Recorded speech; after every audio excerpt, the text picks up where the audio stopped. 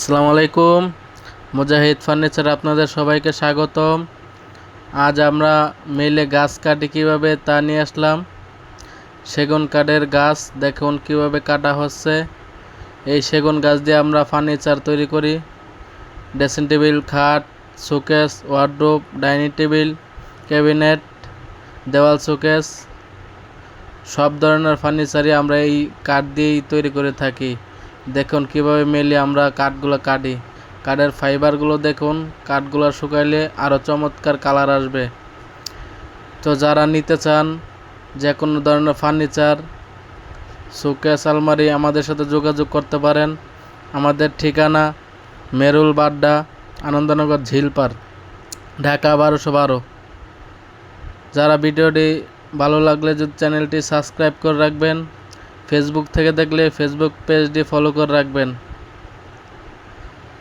তো এই related video যারা দেখতে চান সবাই চ্যানেলটি ফলো করে রাখবেন। সবাই ভালো থাকবেন, সুস্থ থাকবেন। আল্লাহ হাফেজ।